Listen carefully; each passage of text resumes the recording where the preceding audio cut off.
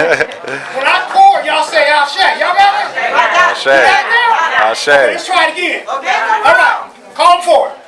Rosie Williams. Ashe. Ashe. Mildred Rose. Ashe. Tony Howard. Ashe. All right, we're going to go with that because I don't want to overflow the blessings. Because, Jamal Anderson. oh, we're going to do that one since you insisted. Ashe. Ashe. All right. Now, I want to thank you guys for coming here today. The African Marketplace 4-year anniversary. And I like to always say, you know, it ain't easy for black folks to get together and build anything, even for 1 week. You know what I'm saying? So just for us to be together for 4 years is a great blessing. And I thank you guys for coming here today, bringing forth your energy and sharing this moment with us.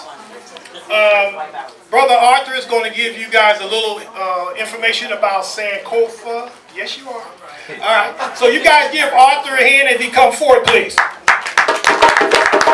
y'all can do better than that. Come on,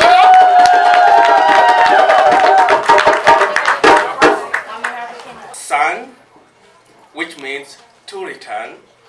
Ko, which means to go. And far, to fetch, seek, and take. So like this morning, what happened to me? After realizing that I left my phone, what did I do?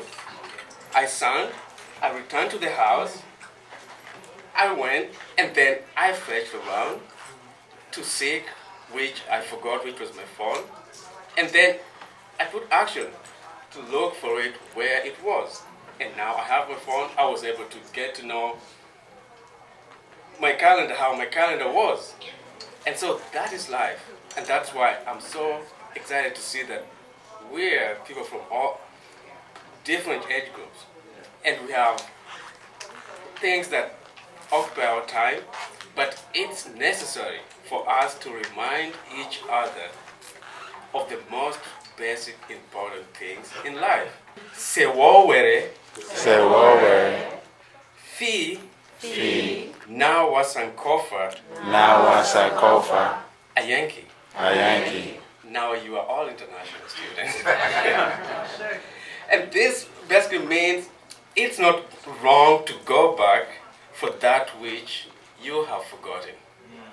That's the simple meaning of Sankofa.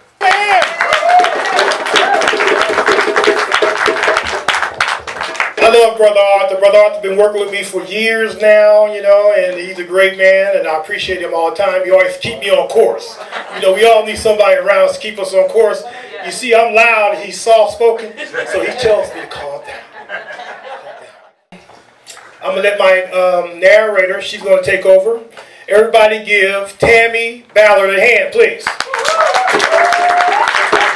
She's going to go ahead and do her thing. I appreciate you guys. Bye.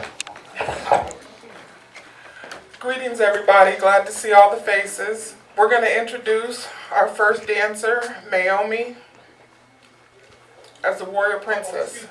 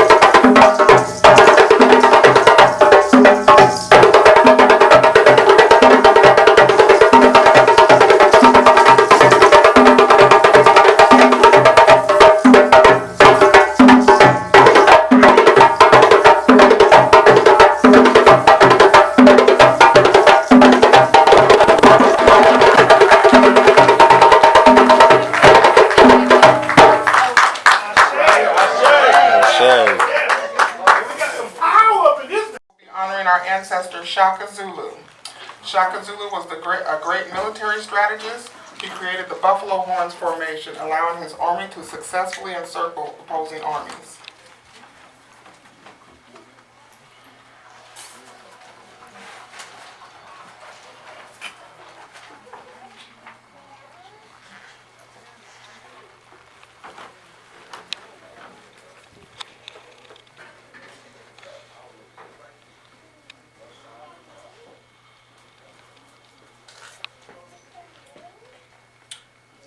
Victory or death is what we yelled as we walked into the shadows of the enemy's house. And I ain't losing nothing but doubt. Man, these boys better ride out. I swear if I sense fear, I swear if I catch them with war wounds on their backs and not their fronts, I will know that we're running and fail to attack. I'll kill them myself. I will take them to the mountains and I will kill them. There's no room for weakness amongst my ranks. My men cannot touch a woman. There's no sexual relations. You cannot get married amongst my ranks. For to have a wife and family gives a man something to live for. It competes with my command, which is the only thing to die for. They must be ready to enter battle without thoughts of women and families in the backs of their minds, giving birth to ideas like coming home safe. No, I teach my men discipline. Some of them despise me for it, but dare say it to my face. For I am Shaka Zulu, chief of the Zulus. I killed my own brother for the throne. Now what do you think I will do to you? Before there was a Romeo and Juliet, my father was chief of the Zulus, in love with my mother, who was the daughter of a chief from an enemy clan. Or maybe it wasn't love. See, my birth was considered a sin. When the elders found out about my birth, outside of marriage, outside of tradition, my father exiled me and my mother. We were forced to leave the Zulus and return to my mother's village, where we were both shunned. Growing up, I was harassed, teased, bullied my whole childhood, forced to watch my mother disrespected and humiliated by men and women older than myself. I plotted my revenge at a young age. When I became of age, I left my village to join a neighboring army. It was there that I learned, practiced, and mastered the art of war. After killing my brother and taking over the Zulus, I revolutionized war strategies. War was no longer a ritual or ceremony. No, it was the first, last, and only answer. I spread through South Africa like a cancer. I totally annihilated tribes. You had three options. You could either get down, lay down, or join mines.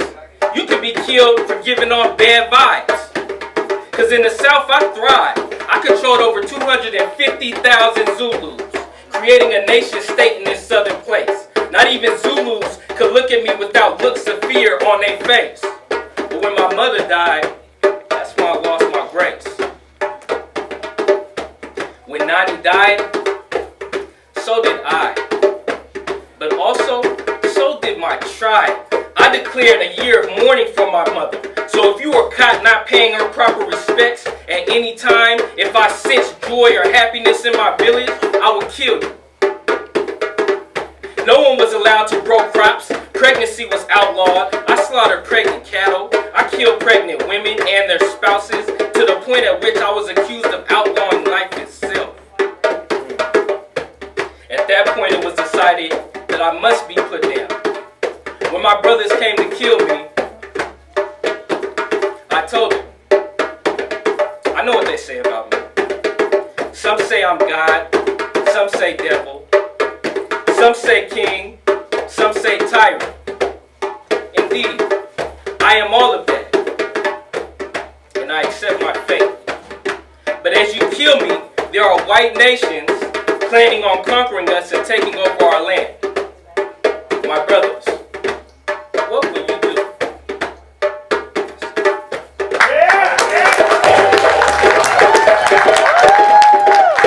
Honoring Empress Tetu Batul.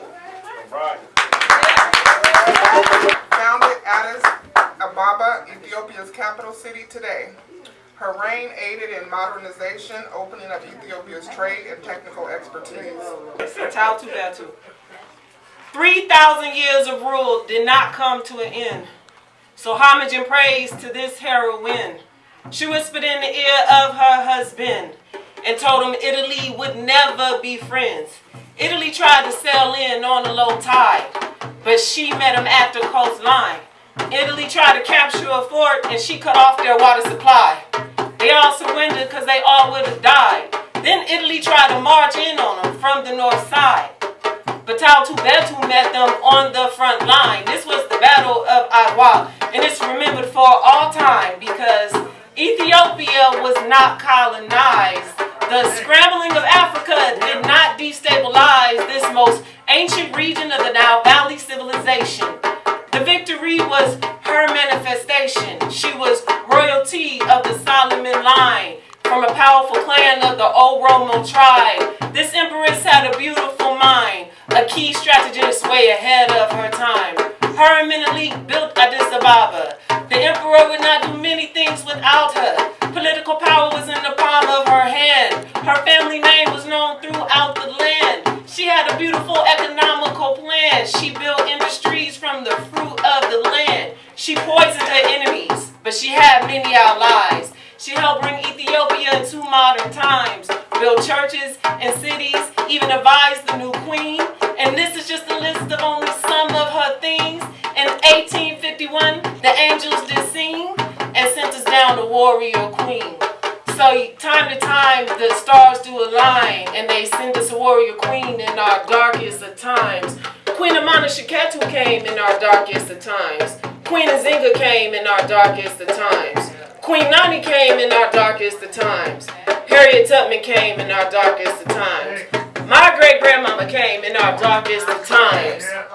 Tautu Betu is just one in this line. A warrior queen sent in our darkest of times. And they do come and shine that light so we can see through our plight and even reach even greater of heights. Tautu Betu did bring us that light, and she's a shining example why we can never give up our fight. Thank you.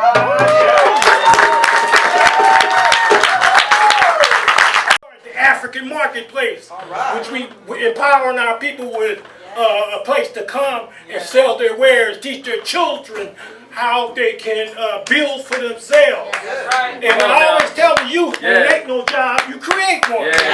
So it's all because of this woman here. That's right. This woman got, her roots are reaching all the way to Africa.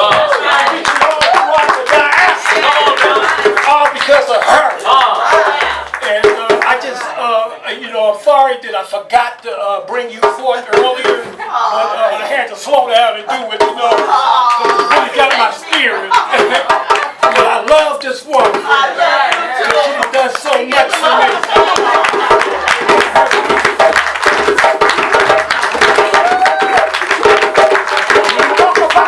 You talk about unapologetic love. That's what this is right here. Because you see the build, and this is black on purpose. Because we got to go back like we was when we were segregated. That's the only time we had power. There you go. Once we came in with this full reintegration, we went down. And now we are fucking as a people. I just got to be truthful with it. That's why we round, and now they got us, what they call that, the criminalization of the black and brown people on purpose. And that's what we deal with now. But anyway, I ain't gonna say nothing else because I got plenty to say, but I love this woman. I just want you guys to give her a big hand, please.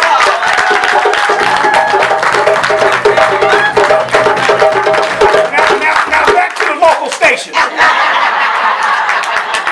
Next is Shaka Muhammad, honoring Mansa Musa. Dr. Shaka Muhammad is a well-known educational entertainer. He is a creative performer who has taken the lessons handed down in his family and turned them into pearls of wisdom that he passes on to others through his entertaining format. Give this man a hand.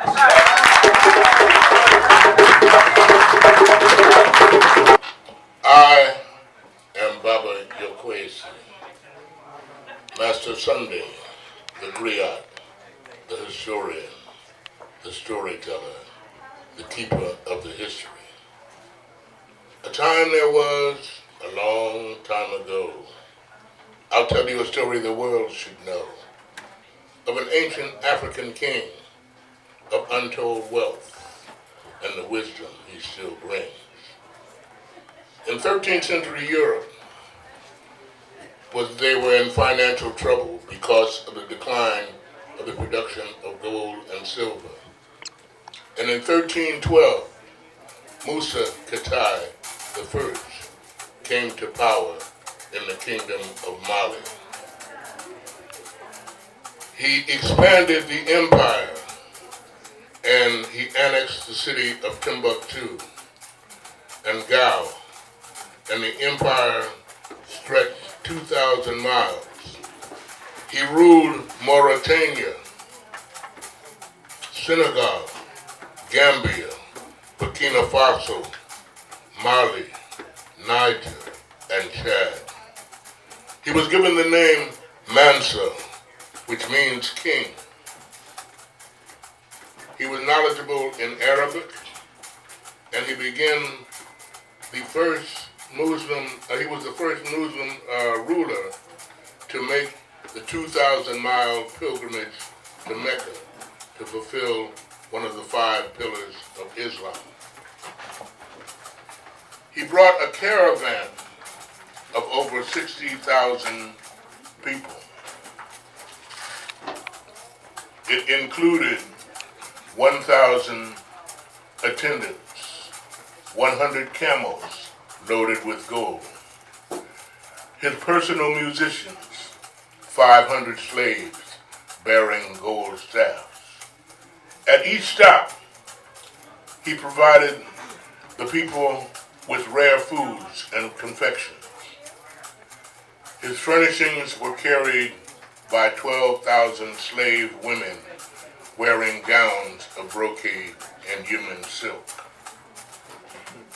He would frequently bestow gifts on the dignitaries he met along the way. On his stop in Cairo, he gave so much gold to the poor that he caused mass inflation that Cairo's gold market took a decade to recover. The extravagant journey brought Mansa Musa to the eye of medieval Europe in 1324. He was included in the most important world map of Europe, the Catalan Atlas, in 1375. Word of his wealth spread across the Mediterranean, and ultimately the emperor's pilgrimage shaped European views of Mali and of Africa. As a place of splendor, wealth, and sophistication, this newfound attention brought a dark side of malignant attention that would manifest itself in naval raids against the emperor starting in the 15th century. Upon his return from Mecca, Mansa Musa brought Arab scholars, bureaucrats, and architects. Among those was the architect El-Mati, who was introduced advanced building techniques to Mali. Mansa Musa boosted Islamic education in Mali by adding mosques, libraries, and universities. He created the University of Timbuktu, which still stands today. Mansa Musa's pilgrimage to Mecca brought untold attention to Mali and the Kingdom of Mali. In 1337, he died after a 25-year rule, and he was succeeded by his son, Magnan I. But his wisdom and tactics and wealth continued to keep the Europeans out of Mali for many years to come. Ashe.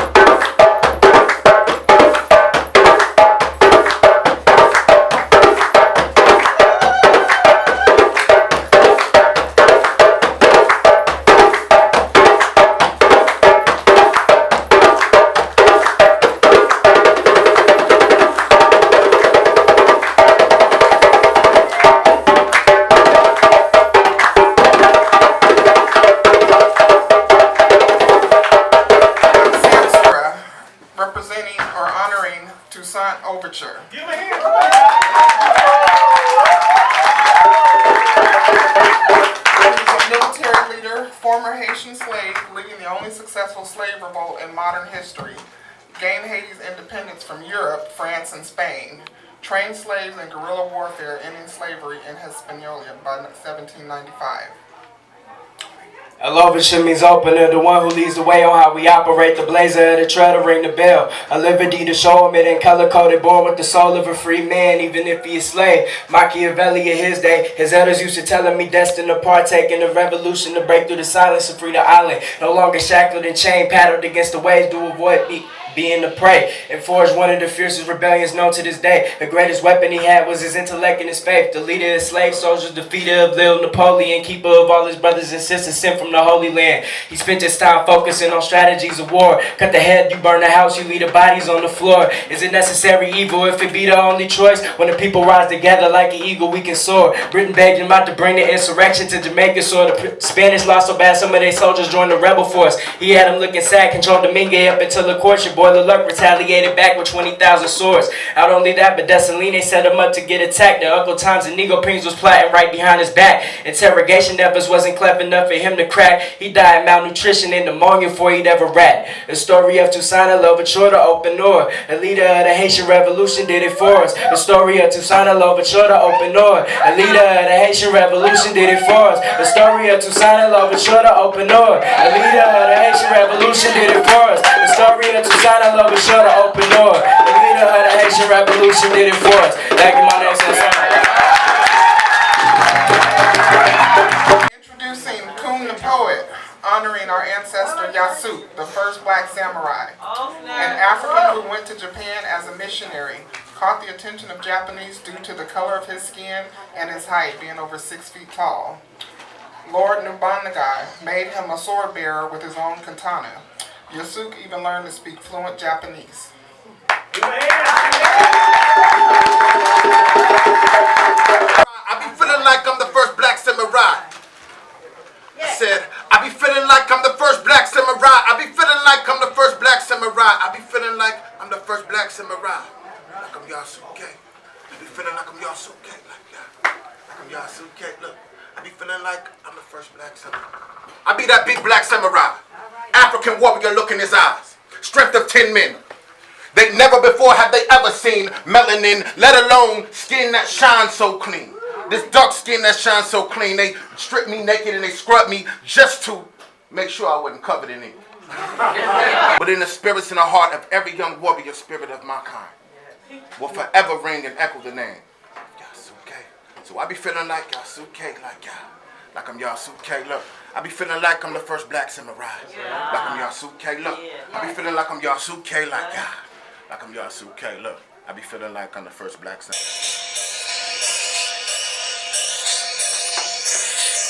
The Candaces of Kush. When we study history and great people who contributed to our world, our women warriors and rulers are often overlooked.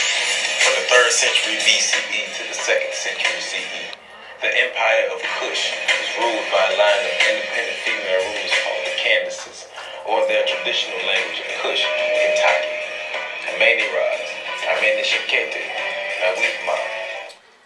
My Ashanti people, come close and listen. This is the 3rd and final war that I, Queen Yah Ashanti Wa, will declare.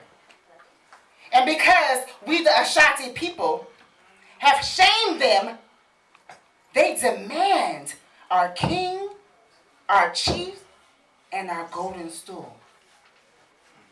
My people, do I sense hesitation? Do I sense fear? They, the British, threaten us with their soldiers. You think I fear their soldiers? They threaten us with their guns and their cannons. You think I fear any of their weapons? I will have them sweating more drops off their face than any bullets out of their guns. I do not fear them. The only fear I have is the fear of not standing and pushing forward with defeat in honor of my people. The fear of losing us and our history. If if you men of Ashanti will not stand forward, then I shall call upon my fellow women. We will fight till the last of us falls on the battlefield. How dare them to even think to ask of our sacred golden stool, the stool that set our precious royal people. The stool is the heart of our existence, and I and they will never get it. So I ask you, all my beautiful African people, to close your eyes and listen. Feel my spirit. Yes, the spirit to be brave, to fight, and to conquer. For it is in you. It is in you. It is in all of you. It has been passed down from generation to generation. So as I stood on that battlefield to protect the honor of our people, I ask all of you today that's standing on this battlefield to protect our history, our sons, our daughters. For you, my people, are the golden stool. The song is called the Ogene, which means it's a kind of, it's not a drum, but it's some kind of instrument that summons people. It can be maybe the warriors are coming to fight. If you hear the sound of the Ogene, you come out. And if you're a man and you don't have the heart, you cannot respond to the sound of the Ogene. A town crier also uses the Ogene. You understand? It shows a sign of respect, which is, I don't mean to disrespect, but it's something I don't see a lot out here ever since I moved out here. Like, I remember before I moved out here, I've never called anyone that is older than me by name. Right. But at my job, I'm like, hi, Caesar. It's like, it's a norm. From where I come from, you are not allowed to do that. If I'm older than you, even if it's a year, you cannot do that. If I say your name is a man or son, you cannot just come and call me by name. If you call me by name, you disrespect me, I will not answer you, or when you're talking to me, they say you're mad at me and you're talking and then I'm responding, no, it's an abomination. I dare not respond to you like my mom is speaking and I'm trying to, just shut up. When she's done, when she calms down, go and explain. I didn't really do it. But at that point when she's mad, shut up. And listen, you cannot respond.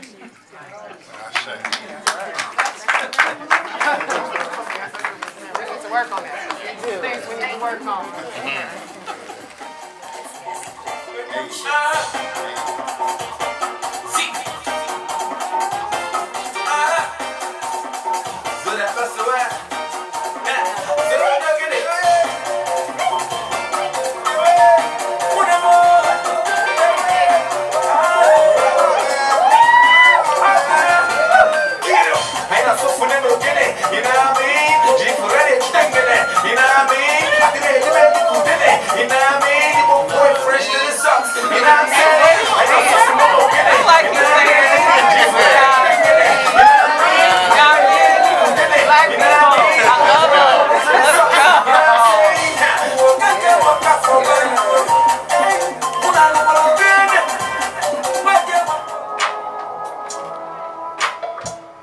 Who am I? Who am I? This is for you and I. Who am I? Who am I? This is for you and I. Who am I? Who am I? This is for you and I. Who am I? Who am I? This is for you and I was the one who discovered America way before the European. I navigated in a ruler, I know that I did extraordinary things. You gon' learn that the stories that they told us always wasn't what it seemed. I was using all my power to search and explore the world by any means. Crossing the seas so I can see what's really out here for me. The richest man on the planet, but I'd rather live my life out free. They told me that it wasn't possible, but I did not believe that it would be. I studied the stars, the currents and all, I did not need a degree. Abubukari was the name, the 9th Mansa on the voyage. 2,000 boats in the Atlantic. The adventure I made was a story. I gave the throne to my brother Mansa Abubukari just so I can reach the limits. It was more about discovery of self. I didn't need the image. There was no compass before Columbus. We did most of this from nothing. An African scholar straight out of Mali. I wasn't just anybody. Who am I? Who am I? This is for you and I. Who am I? Who am I? Just a young brave guy. Thank you, y'all.